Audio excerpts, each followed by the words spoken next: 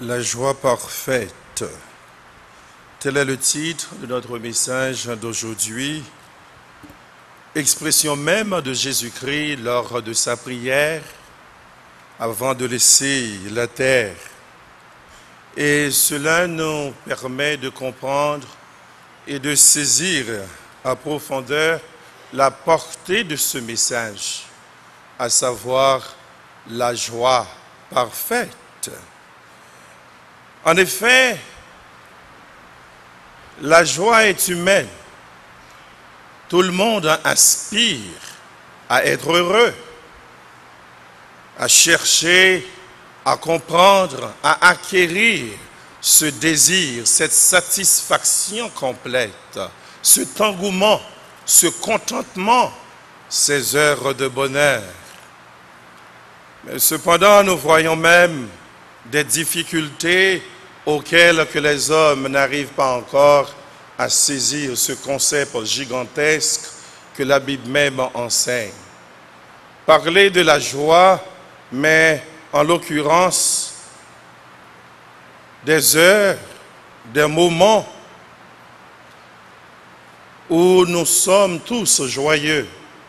Ainsi, paraît-il, ce sont toutes les espèces humaines qui cherchent à être heureux, à détecter, à décortiquer ce slogan, ce désir qu'on appelle tous la joie. En effet, l'oiseau, trouvant son grain, vole vers d'autres horizons, vers d'autres cieux. Et nous voyons que toutes les espèces aspirent et se sont dans la joie quand tout va bien. Et même la terre sèche, quand elle reçoit des gouttes de pluie, regorge son parfum. Ainsi, on arrive à comprendre, on ne peut pas vivre sans la joie. Car il faut que nous ayons de la joie, car la joie fait sourire. Et la joie, nous justement, met notre cœur, même à 90 ans, en bon état. Alors il faut la joie en tout temps et en toutes circonstances. Et c'est si vrai, quand nous venons d'avoir un enfant, nous avons de la joie. Quand nous venons d'acheter une voiture toute neuve, oh, c'est de la joie. Et quand nous sommes devenus grands-pères ou grand-mères, il y a de la joie. On ne peut en compter combien de formes et de joie. Et même quand il y a une augmentation dans notre emploi, une position, il y a de la joie. Et au point que nous célébrons ce moment parce que nous éprouvons de la joie. Ainsi, parler de la joie est vraiment intéressant. Car quand notre compte en banque est rempli, enflé, nous allons au lit avec le sourire. Parce que c'est bien, ça c'est la joie. Et quand nous sommes encore jeunes, c'est encore de la joie car nous pouvons sauter à la corde sans avoir besoin d'appui. Il y a beaucoup de joie. Et que l'on voulait ou non, il y a aussi beaucoup de la joie. Et c'est ce qui fait que il y a de grandes barbecues quand nous achetons une maison, 2 maisons, 3 maisons. Il y a toute de joie. Et aussi, quand nous décrochons un diplôme à la faculté, il y a de la joie. Et quand nous sommes tous assis en famille, nous sommes encore debout, regardant l'un l'autre, nous avons de la joie. La joie est intéressante, il faut l'admettre. Mais cependant, ce qu'il y a dans la joie, dans cette joie que nous éprouvons constamment, elle n'est pas si intéressante qu'on le croit. Elle n'est pas si élevée, si forte qu'elle apparaît parce qu'elle est temporaire. Elle ne dure pas si longtemps, car c'était hier qu'on avait 35 ans. On jouait, on chantait, et puis subitement les cheveux blancs apparaissent. Cela réduit notre joie. Quand nous voyons les escaliers que nous ne pouvons pas grimper avec les reins et les genoux, il n'y a plus de joie dans le corps. Alors nous sommes regardés en nous-mêmes, nous voyons que cette joie 35 ans de cela, cette joie est partie. Et souvent, nous regardons le compte en banque. Nous avons tout, plusieurs chambres à coucher, et nous restons figés là dans un seul endroit. Nous ne pouvons pas nous promener dans toute la maison et jouir ce que nous avons. La voiture est là toute neuve, à peine 3 mois, mais nous avons besoin d'un chauffeur. Ah, cette joie que nous nous évertions, cette joie tant attendue, cette joie tant voulue, tant espérée, est devant nous et nous ne pouvons pas la consommer. Parce que l'âge, nous sommes tous devenus vieillis avec le poids du temps. Oh, la joie, cette joie tant espérée est partie. Oh, il paraît-il que vraiment que l'homme naît pour souffrir comme une étincelle pour voler.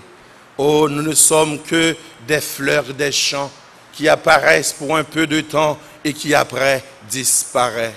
Oh, joie! Quelle joie d'être jeune et quelle joie de voir ce que nous possédons, ce que nous voulons, ne peut faire notre joie. Oh, la joie que nous appelons joie n'est pas la joie, parce que nous sommes tous des voyageurs.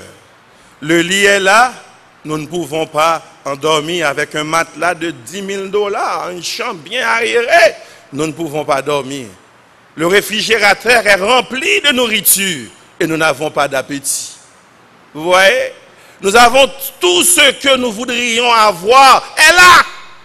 Mais il n'y a pas de joie. Il faut avoir, nous voudrions vraiment sourire, mais il n'y a pas de sourire. Parce que ce qui fait notre joie, nous voyons que nous l'avons et ce n'est pas encore notre joie. Alors c'est quoi la joie? Car nous sommes tous devenus voyageurs, avec 2 maisons, voyageurs, 3 diplômes, voyageurs, master, diplômé, etc., postdoctorat, voyageurs, parler français, voyageurs, parler anglais, voyageurs. Et nous sommes tous des voyageurs. Mais le pire, c'est qu'au milieu de cette abondance, nous n'avons pas pouvoir avoir la joie que nous cherchons. Avec les diplômes, avec les enfants et les petits-enfants, avec le compte en banque, nous n'avons pas la joie. Et nous sommes devenus tristes au milieu de cette joie. Alors c'est quoi la joie? Parce que cette joie n'est pas vraiment parfaite. Elle est justement des heures de bonheur, mais elle n'est pas parfaite. Alors, nous sommes tous des voyageurs. Non seulement nous sommes des voyageurs, nous partons les mains vides. Nous laissons en arrière le compte en paille pour les ingrats, la maison pour les ingrats, pour les paresseux. Alors nous voyons que nous n'avons pas la joie vraiment. Avec 2 maisons, nous allons les mains vides. Et parfois sans être costumés. Alors vous voyez la joie. Et c'est dans cet aspect, dans ce moment de joie temporaire, que le serviteur, du moins, que ce chanteur, dans les années 65-70, regardant comment nous partons les mains vides et comment ce que nous possédons n'a rien à voir, il dit, bon, quand je regarde autour de moi, je regarde les conditions précaires dans lesquelles que les hommes vivent, il n'y a pas de bonheur sur la terre. Dit-il, oh, le bonheur parfait n'est pas de ce monde. Chacun a ses peines, chacun a ses douleurs. L'amour est la source si riche et féconde. Parce que lui, il a vu qu'il n'y a pas de bonheur sur la terre. Il n'y a rien. Mais cependant, l'auteur de Cantique, au numéro 18, Chant d'espérance, section française, le dit bien. Quoi? Le bonheur parfait n'est pas de ce monde pour toi. Mais moi, je l'ai trouvé. Je l'ai trouvé quoi? Le bonheur ineffable. Je suis sauvé. C'est pas j'ai une maison. Je suis sauvé. Ce ne sont pas des diplômes. Je suis sauvé. Oh, joie inexprimable.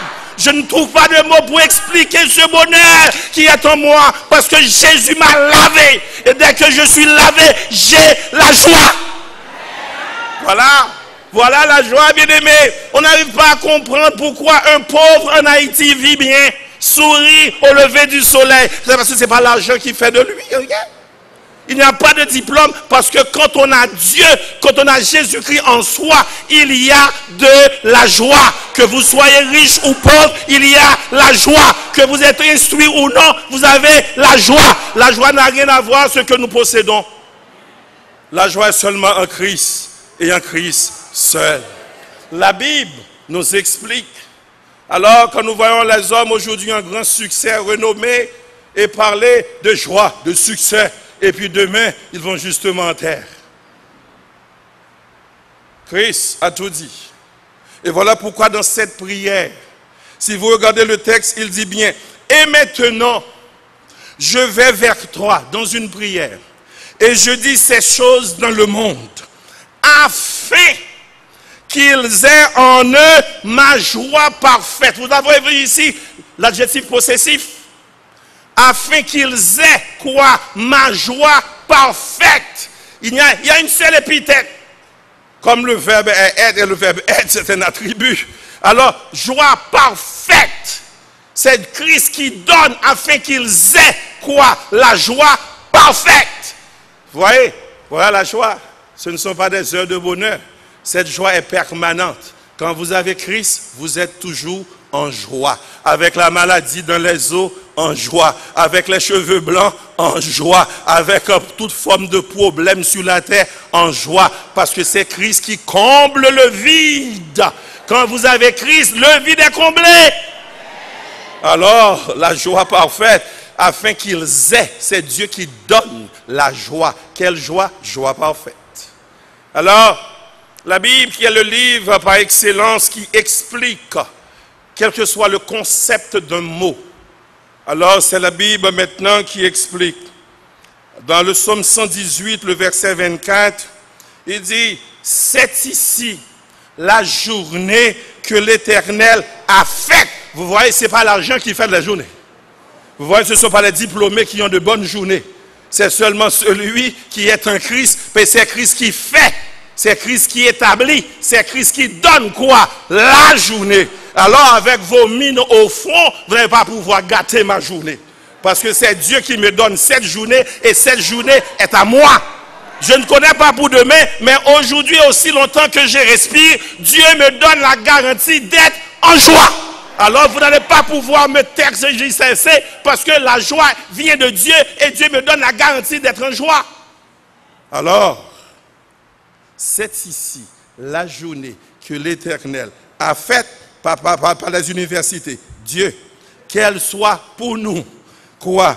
Un sujet d'allégresse et de joie. Ma joie est en Dieu. Avec les douleurs, en joie.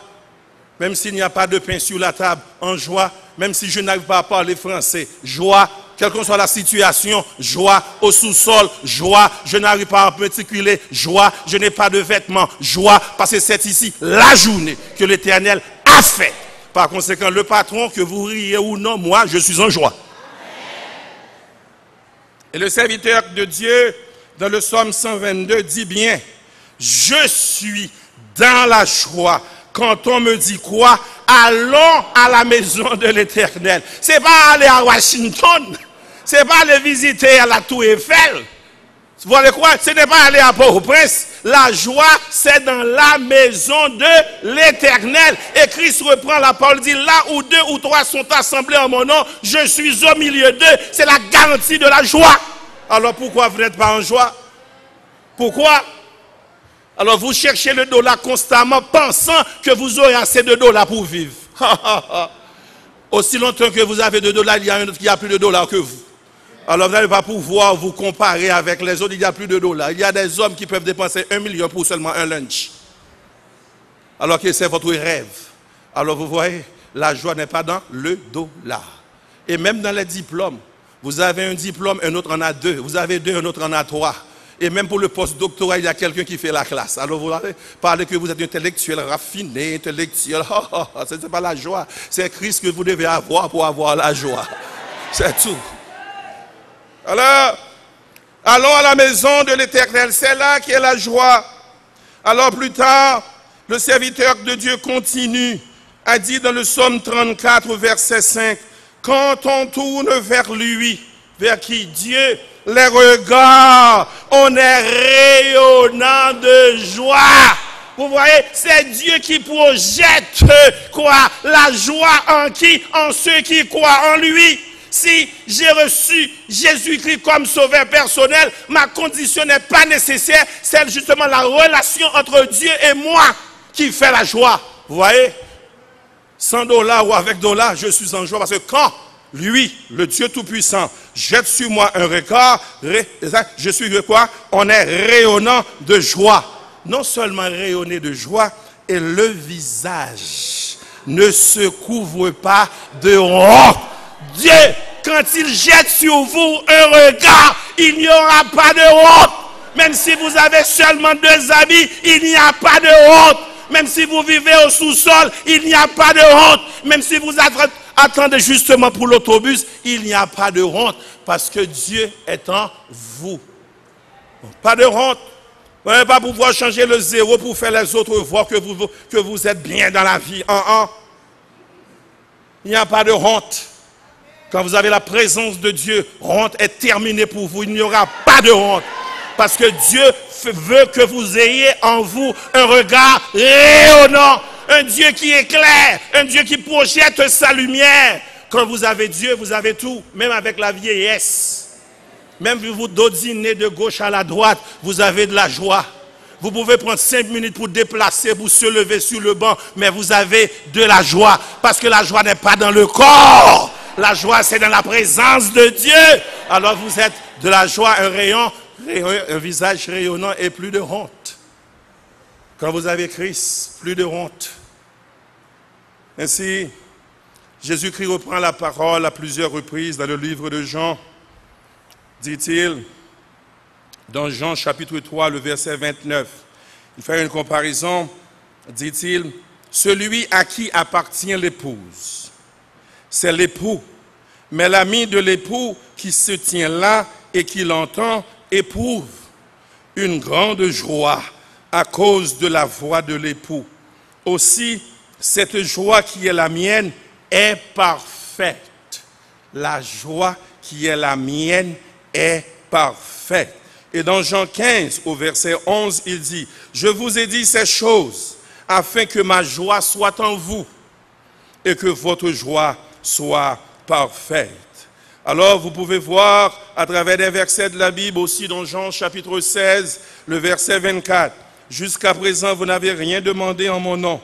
Demandez et vous recevrez afin que votre joie soit parfaite. » Christ était quelqu'un vraiment diplômé dans la matière, à pouvoir expliquer aux autres ce qu'est la joie parfaite.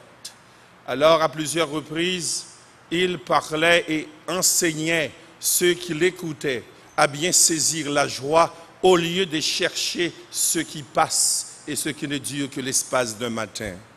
Et aussi, apôtre Paul, dans Philippiens chapitre 2, au verset 2, ayant reçu cette semence de joie parfaite, il parlait justement au peuple de Philippe en ces termes. « Rendez ma joie parfaite, ayant un même sentiment, un même amour, une même âme, une même pensée. » Et Jean, à la fin de son histoire, après les évangiles, il écrit dans 1 Jean chapitre 1er au verset 4, dit-il, « Et nous écrivons ces choses afin que notre joie soit parfaite. » Et de même que Pierre, justement dans 1 Pierre chapitre 1er au verset 8, nous dit ainsi, lui, en parlant de Jésus-Christ, que vous aimez sans l'avoir vu, en qui vous croyez sans le voir encore, vous réjouissant d'une joie ineffable et glorieuse.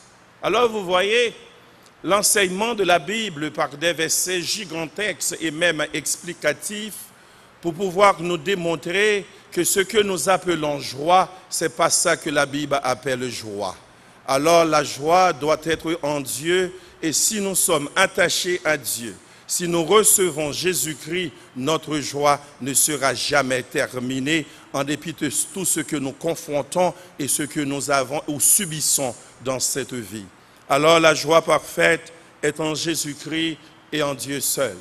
Nous pouvons justement arriver à saisir cette notion de joie parfaite et laissant en arrière tout ce que nous appelons joie. La Bible ne dit pas que nous ne devons pas chercher notre pain quotidien, aller à l'école, décocher des diplômes, c'est pas ça. Il ne dit pas de ne pas pouvoir acquérir tant de biens sur la terre, mais il nous dit simplement que au-delà de notre force, nous ne pouvons pas déplacer avec ce que nous avons et affectionnons-vous de préférence aux choses d'en haut parce que vous n'allez pas pouvoir aimer votre maison plus que Dieu. Et c'est une erreur d'aimer vos enfants plus que Dieu, d'aimer votre mari, votre femme plus que Dieu, parce que tout ce que vous l'avez les laissé en arrière. Car il y aura un jour que vous devriez laisser la terre. Alors, tout ce que vous appelez joie n'est que temporaire et éphémère, car seul Dieu peut rester avec vous constamment. Et je comprends mieux et je comprends bien pourquoi certaines personnes, en dépit de leurs conditions, trouvent toujours un moyen de sourire. Ils ne font pas d'hypertension, ils n'ont pas d'autres maladies, parce que Christ a mis en eux un amortisseur, justement pour faire face aux problèmes de la vie. Vous pouvez tant parler, tant tergiverser, mais ils gardent toujours le calme, la tranquillité. Ils peuvent toujours confronter quoi que ce soit, parce que la joie qui est au-dedans d'eux est tellement forte, est tellement puissante, est toujours manifestée par Dieu et Dieu seul. Ainsi, chers amis, il est temps à ce que nous laissions de côté ce que nous appelons joie, parce que très souvent nous faisons des ennemis, parce que nous possédons quelque chose que nous n'aimons pas que les autres y touchent. Nous ne parlons pas à certaines personnes à cause de leur position, et nous ne fréquentons pas certaines maisons parce que pour nous, nous sommes si élevés, parce que cette personne n'est qu'un pauvre. Alors nous ne fréquentons pas les pauvres. Voilà pourquoi beaucoup de services à domicile sont choisis. Alors vous voyez, parce que pour nous, ce qui fait notre joie fait aussi notre valeur. Alors que si vous voudriez avoir joie et si vous voudriez avoir une valeur, cette valeur n'est pas seulement dans la position où vous êtes, mais c'est seulement en Dieu et en Dieu seul. Je voudrais faire l'application de cette joie à travers la Bible pour que nous soyons tous en mesure de saisir à ce que Dieu appelle par joie parfaite, vraiment. La joie contrôle la vieillesse. Celui qui a Jésus-Christ en lui ne s'étonne pas de ses ans. Même s'il fait un regard rétrospectif pour voir là où il était et là où il ira, la différence c'est qu'il sait qu'il ne va pas rester en terre. Même si les cheveux sont blancs, même si la médecine dit qu'il vit encore 2 ou 3 ans, mais il sait que cette nouvelle ne va pas réduire en lui son appétit et autres, parce que la joie que Dieu met au-dedans de lui est au-delà de la mort. Vous voyez? Parce que c'est ça la joie. Et c'est exactement la position de Siméon. Dans Luc chapitre 2, le verset 29. Siméon qui priait tant que tout le monde attendait justement la venue du Messie, en parlant de la joie manifestée. Et c'est ce que Siméon avait dit. Il dit, maintenant Seigneur, tu laisses ton serviteur s'en aller en paix selon ta parole.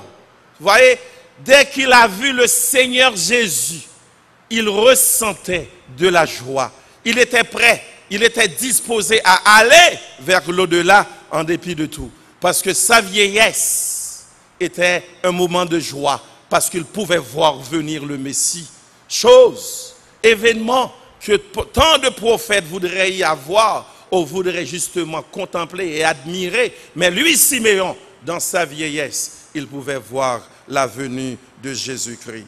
Et plus tard, il était si content et si manifesté ce désir. Dans Luc 2, au verset 30, il dit, il témoigna ainsi, car mes yeux ont vu le salut. Mes yeux ont vu le salut. Ce n'est pas quelque chose qu'on va me raconter, mais j'ai vu le salut.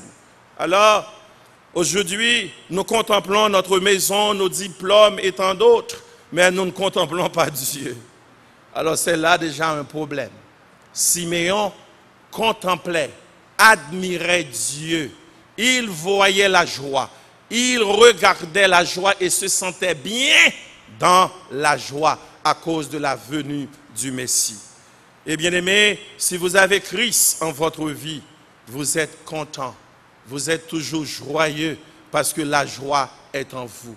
Ce n'est pas la maison, ce ne sont pas les enfants, ce n'est pas le compte en banque, mais c'est la présence de Jésus et Jésus seul. Il y a aussi dans l'application la façon dont Dieu se manifestait cette joie. Cela paraît tout à fait un mystère.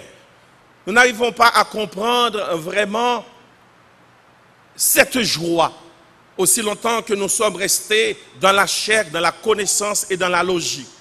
Voyons la déclaration de Job. Il paraît que même dans les calamités les plus atroces, l'homme de Dieu trouve la sérénité. Bien-aimé, même dans les maladies les plus profondes, même dans les cas précaires, celui qui a Jésus-Christ, celui qui a la présence de Dieu en lui, est toujours en joie. Rien ne peut briser cette liaison, car quand il est en joie, c'est défini, parce que cette joie n'a rien à voir avec ce qu'il possède. Tout ce qui lui suffit, c'est la présence de Dieu. Et c'est exactement ce que Job a fait dans Job 1er au verset 21. Écoute bien ceci. Écoute la solution, ou du moins le testament d'un homme qui est justement en misère. Nous sommes tous des New-Yorkais. Regardons nous-mêmes. 2 voitures, une maison, des enfants, et subitement tout a disparu. Et nous vivons dans un luxe extraordinaire. Et subitement nous avons tout perdu. Et dans le langage new-yorkais, nous sommes devenus des hommes laisses. Et voilà cet homme qui reçoit Dieu dans sa présence, qui a Dieu en lui-même. Voilà sa déclaration. Alors vous qui aujourd'hui entendez justement ce message, regardez en vous-même, examinez-vous si vous allez pouvoir avoir ou bien dire cette même déclaration. Écoute ceci. Je suis sorti nu du sein de ma mère. Quelle déclaration! Et nu, je retournerai dans le sein de la terre. L'Éternel a donné et l'Éternel a ôté. Que le nom de Dieu soit béni. Combien d'hommes aujourd'hui qui peuvent faire une telle déclaration? Nous sommes tous attachés à notre maison. Et chaque été, il y a des fleurs qui s'allotent pour $300 seulement pour 6 semaines. Les fleurs ne vont pas rester si longtemps, mais nous plantons les fleurs tout autour de notre maison. Et même parfois le dimanche, avant de venir à l'église, nous passons une heure de temps justement pour nettoyer la voiture. Vous voyez? Et maintenant, il est devenu homeless, sans asile. Et sa déclaration était nu, je suis venu, et nu, je retournerai. L'Éternel a donné et l'Éternel a ôté. Que son nom soit béni. Job bénit Dieu au milieu de cette malversité, au milieu de ces moments difficiles. Il bénit Dieu. Alors, quand nous avons quelque chose, une voiture en panne nous fait prier maladroitement. Alors lui, il dit que Dieu a donné, Dieu a ôté, que le nom de Dieu soit béni. Il bénit Dieu dans les calamités. Alors vous voyez, quand on est en joie, quand nous possédons et nous ne possédons pas, cela n'enlève rien en nous. Il suffit d'avoir cette relation avec Dieu et Dieu seul. Et plus tard, il nous fait comprendre que la joie vraiment est dans l'âme, non pas ce que nous possédons. Et il était convaincu que Dieu était là. Et dans le chapitre 19 au verset 25, il dit, mais je sais, en dépit de tout, mais je sais que mon Rédempteur est vivant. Vivant où? En moi. Avec ulcère, Dieu est en moi. Sans rien posséder, Dieu est encore en moi. Je sais, c'est la conviction. Je ne vais pas en prier pour chercher Dieu en dépit de ma misère. Je sais que Dieu est en moi. Et si Dieu est en moi, je peux soulever tous les problèmes du monde. L'ulcère vient et s'en ira un jour. En dépit de tous les problèmes du monde, mon Dieu me donne la joie. Un homme qui sourit avec un ulcère qui a tout perdu. Tout perdu. Mais vide pendant qu'il respirait. Alors il disait bien que cette joie en Dieu est permanente et elle est parfaite. Alors, je sais que mon Rédempteur est vivant et qu'il se lèvera le dernier sur la terre. Il y a la joie dans les calamités. Les conditions ne peuvent pas vous détacher de Dieu. Quand on est en joie en Dieu, on est en joie pour la vie. Dieu est constamment devant nous, en nous et pour nous. Alors c'est à nous de réaliser. Ne cherchez plus à se plaindre pour ce que nous possédons qui s'en vont. C'est normal. Mais tout ce que nous avons et nous ne pouvons pas perdre, c'est la présence de Dieu. Aussi longtemps que nous avons Dieu, nous avons toutes choses. Bien-aimés, réfléchissons. Combien d'entre nous qui partent, qui reviennent pour faire un tirage en banque? Personne. Personne. Combien qui disent, bon, quand je vais mettre en terre, je veux qu'on mette en moi un costume bleu marin. Qui dit qu'on va justement obéir à cet ordre? Oh, je veux que la première maison est à ceci et la deuxième est à cela. Ma femme, quant à ma femme. Ces ordres sont aussi longtemps que vous êtes vivants. Alors quand vous allez les mains vides. Et personne ne va justement suivre ce que vous avez dit. Alors vous voyez, la joie n'est pas dans ce que vous possédez. La joie est en Dieu. Voilà pourquoi quand vous descendez en terre, personne ne peut vous tourmenter parce que vous descendez dans le tombeau avec Christ, avec la présence de Dieu. Vous ne serez pas un zombie comme les autres zombies. Vous êtes un fils de Dieu mis en terre. Et quand vous êtes en terre, personne ne peut vous nuire. Parce que Dieu est là. C'est ça la joie. La deuxième situation de la pratique, c'est l'histoire de Luc 16. On ne peut pas comprendre comment un homme, Lazare, un pauvre, c'est ce que la Bible nous dit. Cet homme était pauvre. Il s'asseyait justement devant la porte du riche. Il n'a jamais fait une prière madichon, entre guillemets. Il s'asseyait là et s'alimentait seulement des miettes qui sortaient de la table. Vous voyez la situation? Mais pourquoi vous avez le cœur gros pour ceux qui sont bénis financièrement? Souvent, nous nous mettons ou nous nous comparons avec les autres. Oh, cet homme-là, il vient à peine d'être converti, il y a 2 maisons, moi, je suis converti depuis 25 ans, je n'ai seulement une petite voiture, tout. Lui, il a 3 voitures. Non, c'est pas ça. On ne compare pas les biens. Tout ce qu'on doit voir, quelle est votre position dans le monde de convertis? Quelle est votre relation avec Dieu? Si Dieu décide de vous faire marcher seulement avec 3 pantalons, vous vivrez toujours avec 3 pantalons. Parce que c'est ça, c'est comme ça, il veut que vous soyez, c'est fini. Et c'est exactement l'attitude de Lazare. Tout ce qu'il sait, Dieu le veut ainsi. Il ne voyait pas le riche comme quelqu'un béni et qui refuse de le soutenir. Tout ce qu'il voyait, il était là justement pour vivre, pour respirer et avoir la présence de Dieu en lui constamment. On n'appelait pas à aller dans la cuisine, mais des miettes. Et il ne se plaignait jamais.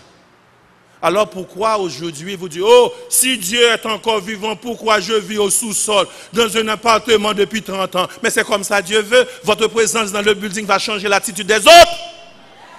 Et voilà pourquoi quand Lazare est mort, un cortège est venu et en mourant, justement arrivé au ciel, dans cet abîme, qu'est-ce qu'il dit? Il comparait maintenant lui et Lazare. Mais en terre, il ne connaissait pas bien Lazare. C'était un pauvre qui mangeait de la miette. Vous voyez, quand vous avez la présence de Dieu, vous êtes toujours satisfait. Quelle que soit la condition, satisfait. Et c'est exactement la joie parfaite. Satisfaction. Pas en ce que je possède, mais qu'en quoi? En Dieu. Satisfait. Là où je suis, satisfait. Ce que je suis devenu, satisfait. Ce que j'endure, satisfait. Ce que les autres ont dit, satisfait. Quelle que soit la condition de la vie, je suis toujours satisfait. Parce que je ne cherche pas à être quelqu'un que tout le monde cherche, mais je veux rester dans l'harmonie avec Dieu d'après sa volonté. Et dès que Christ est en moi, je suis satisfait. Alors, un pauvre qui se nourrissait des miettes et qui était satisfait. Et le riche disait bien, je le connais, il mangeait devant ma porte. Appelle-lui et dis-lui de mettre son doigt, son bout de doigt, ce doigt si sale. Il accepta que ce doigt si sale revienne dans sa bouche. Alors vous voyez quand l'homme est dans le besoin, quand l'homme n'a plus de joie, comment il est si faible. Le riche est descendu jusqu'à terre pour accepter un doigt d'ulcère, justement pénétrer dans sa bouche. Alors aujourd'hui, si vous avez Jésus-Christ, vous avez la joie. Cessez de plaindre, cessez de vous comparer avec les autres. Le riche avait tout, mais il n'avait pas Christ. Alors, la maladie peut tuer le corps, mais non vous-même. La pauvreté peut vous faire paraître quelque que personne ne cherche, mais la pauvreté ne peut tuer votre âme. Si vous n'êtes pas instruit, ça n'a rien à voir avec le ciel. Parce qu'au ciel, on ne parle pas le français, l'anglais, l'espagnol. C'est toute une autre histoire. Alors, quand vous avez Christ, vous êtes en joie. Et c'est cette joie que vous devez avoir constamment. Il y a aussi la joie d'être sauvé. Quand vous vous regardez vous-même, là où vous étiez, vous êtes aujourd'hui, et quand vous regardez les autres et comment le monde va finir, et vous êtes sûr que vous êtes sauvé, quelle joie! Bien-aimés, posséder New York n'a rien à voir avec la conviction que votre nom est inscrit dans le livre de vie. Regardons-nous en tant qu'Haïtiens. 78 250 km². Nous sommes tous, en majeure partie, reviennent de la campagne. Nous nous alignons et couchons sur la natte et boire de l'eau dans la calebasse, c'est ça? Nous n'étions pas si bien que ça. Et même si nos parents étaient de grands dons, il y avait seulement de la canne là. À chaque saison, nous mangeons bien. C'était tout. Et nous n'avons pas d'adresse vraiment. Et en venant à Port-au-Prince, nous vivons dans les corridors. C'est pas vrai? Vivons dans les corridors, notre adresse est toujours à l'intérieur. Et si le facteur fait une erreur, on ne trouve pas la lettre. Et nous sommes venus à New York, nous vivons pour commencer au sous-sol, communément appelé basement. Et plus tard, un appartement. Et nous ne pouvons pas cuire le hareng-sort. Parce que ça donne de l'odeur tellement puante, personne ne peut respirer. Nous n'avons pas d'adresse. Et quand nous vivons à New York, cela fait toujours trop froid. Et quand nous voudrions aller à Montréal, il fait encore plus froid. Et quand nous arrivons en Europe, encore plus froid. Et si nous devrions rester notre retraite en Haïti, le Zinglando nous attend. Nous n'avons pas d'adresse. Et quand nous cherchons le soleil, puisque la neige justement a coquillé nos genoux, nos reins, nos cheveux sont tombés, blanchis si vite, nous disons avec notre retraite, nous allons en Floride ou Georgia. Qu'est-ce qui nous arrive? Les cyclones nous attendent. Alors vous n'avez pas d'adresse. Il n'y a pas un lieu sur la terre pour vivre vraiment. Alors où est la joie? La joie c'est seulement en Christ et en Christ seul. Et voilà pourquoi il dit très bien, il dit bien dans 1 Corinthiens 15, 24, il dit, ne vous contentez pas, ne vous énervez pas de ce corps qui tombe en défaillance, de la vieillesse, des ulcères, de cancer qui ravagent votre corps.